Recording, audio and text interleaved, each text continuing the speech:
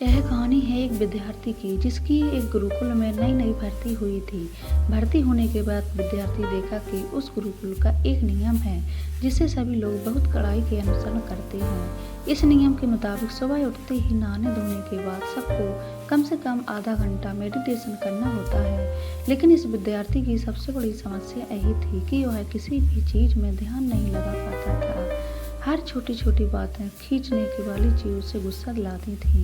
नियम का अनुसरण करने के लिए उसने सबके साथ ध्यान लगाना शुरू किया, लेकिन अपनी आदत के अनुसार वह 2 मिनट से ज़्यादा ध्यान नहीं लगा पाता था और 2 मिनट में गुस्से से अपनी आंखें खोल देता। 2-3 दिनों तक ऐसा ही चलता रहा। वह 2-3 मिनट से ज़्यादा ध्यान नहीं लगा पाता था।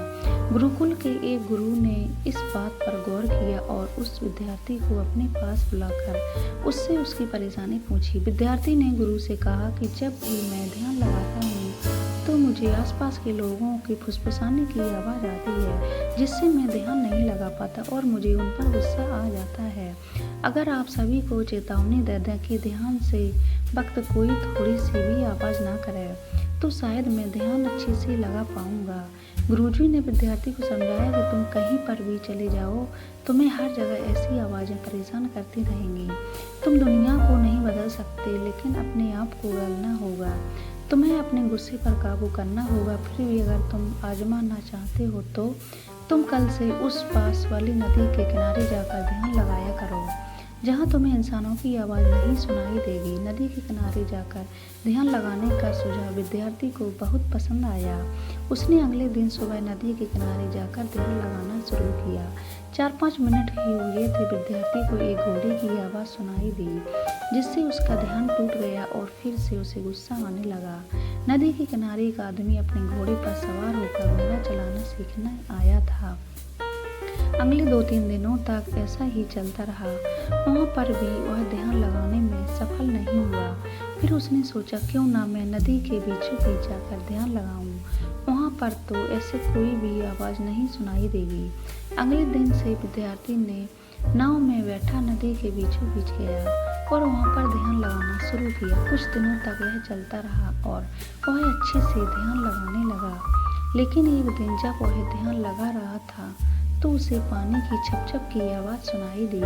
उसे डिस्टर्ब होकर जब उसने आंखें खोली तो देखा कि एक नाव उसकी नाव की तरफ आ रही है। उसने जोर से आवाज़ लगाई और बोला कि अपनी नाव को इस तरफ मत लेकर आओ, कहीं और लेकर चले जाओ। लेकिन उस गांव में सुनने वाला कोई भी नहीं था। वह नाव धीरे-धीरे उसकी तरफ आकर सीधे उसकी नाव से टकरा गई। उसे बहुत गुस्सा आया, लेकिन वह गुस्सा निकाले भी तो किस पर। नाव में कोई भी नहीं था। दोनों नाव को लेकर वो किनारे पर पहुंचा। जैसे ही वह किनारे तक आया, उसकी तरफ एक आदमी दौड़ता हुआ आया। उसी आदमी के नाम पर वह गुस्सा निकालने लगा और उससे भला बुरा कहने लगा। उस आदमी ने विद्यार्थी से कहा कि मैं तो सिर्फ तुम्हें पूछ रहा था कि क्या तुमने किसी आदमी को इस तरफ आते हुए देखा। मैं तो उसकी तलाश कर रहा हूँ और तुम मुझे भी भला बुरा कहने लगे। जब विद्यार्थी को पता चला कि वह नाव उसकी नहीं है तो उसका थोड़ा गुस्सा शांत हो गया। थोड़ी देर बाद वह नाव जिस दिशा में गई थी उस दिशा में गया और जाकर पता किया यह नाव किसकी है, तो पता चला कि यह नाव रस्सी से बंधी हुई थी। तेज हवाओं के कारण वह टूटकर उसकी तरफ बह आई थी। यह जानने के बाद उसका बचा कुचा सारा गुस्सा शांत हो गया। यह घटना किसी इंसान के द्वारा नहीं किंतु प्रकृति के द्वारा की गई। थोड़ा शांत रहने पर और थोड़ा सोचने पर विद्यार्थी को समझ में आया कि तभी गुस्सा आता है जब किसी घटना से वह परेशान होता है। वह इंसानों द्वारा की हुई, लेकिन वही घटना अगर अपने आप होती है तो कुदरत द्वारा की जाती है तो उसे गुस्सा नहीं आता। उसे गुस्सा पर काबू करने के लिए एक रामबाण मिल गया और उसे दिन के बाद भी जब गुस्सा आता तो वह यह सोचना शुरू कर दिया करता कि जब कुदरत के द्वारा हो रहा है न कि किसी इंसानों के द्वारा, उसका गुस्सा शांत हो जाता और वह अपने काम को अच्छे से कर पाता। गुस्सा ही इंसान को सबसे दूर कर देता है।